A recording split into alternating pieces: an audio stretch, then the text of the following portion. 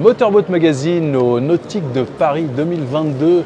Nous sommes sur le stand Etabox en compagnie de Benoît de Cuverville qui est directeur général d'Etabox, une société à Marseille qui installe des boîtiers à l'éthanol sur des moteurs marins. C'est bien ça, Benoît, je dis pas de bêtises?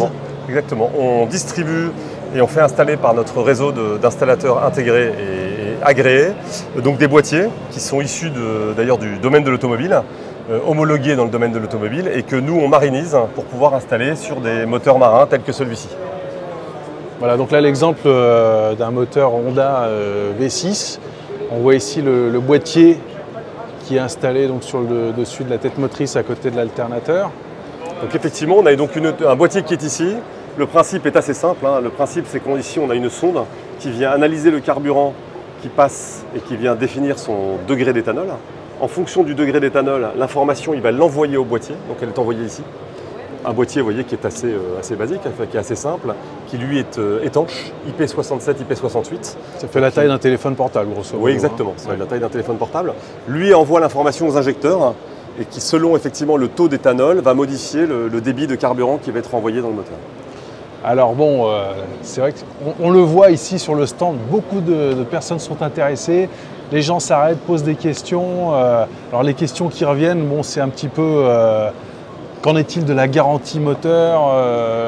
Visiblement les constructeurs ne sont pas toujours pour la préserver quand on installe un boîtier éthanol. Donc la réalité c'est quoi finalement? Effectivement. Alors le boîtier on l'installe aujourd'hui.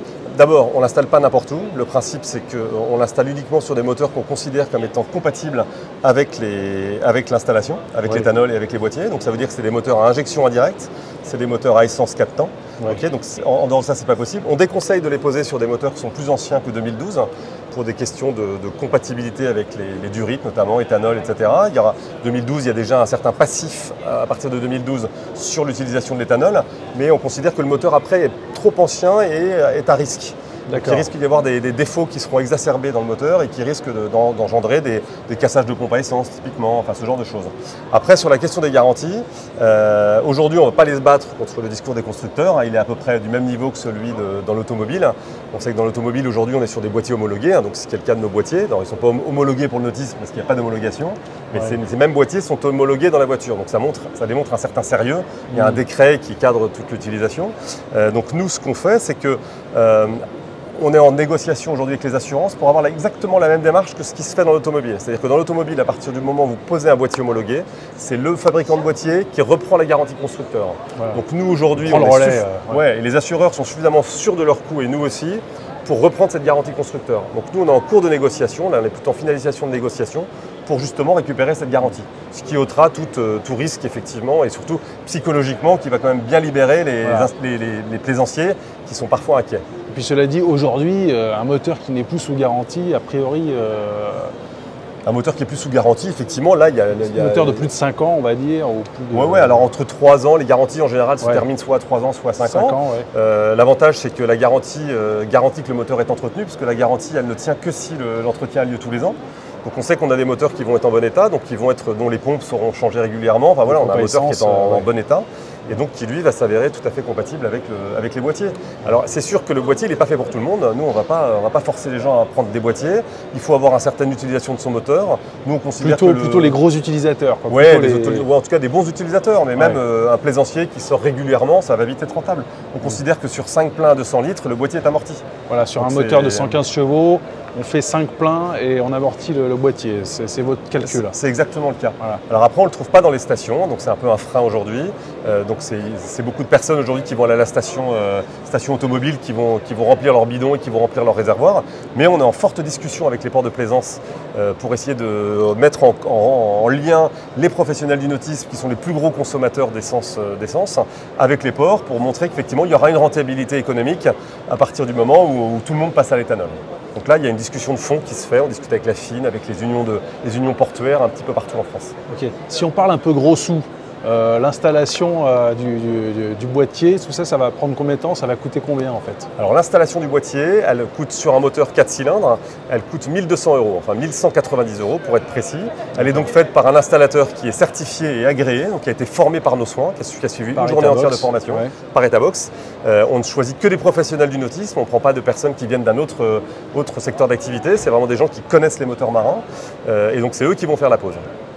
Et en termes de prix, donc le prix, donc 1 190 € pour un boîtier posé, boîtier plus pose, sachant que la pose, et ça on y tient beaucoup, ça c'est une obligation pour les installateurs, c'est qu'ils fassent un essai en mer avec le plaisancier, une fois le boîtier posé et le réservoir rempli d'éthanol, bien évidemment. Et ce qu'il faut savoir, ce qui est très intéressant, parce qu'on a souvent cette question, c'est que du fait de la sonde, on n'est pas obligé de mettre de l'éthanol. C'est pas à partir du moment où on a posé le boîtier, on peut très bien un jour mettre du samplon 95, le lendemain de mettre de l'E85. C'est la sonde effectivement qui de toute façon évalue la quantité d'éthanol dans le carburant. Très bien. En termes d'hivernage, bon, il est conseillé finalement de faire quoi? Est-ce qu'on va laisser plutôt son réservoir rempli pendant la période de non-navigation? Je crois que c'est un peu là.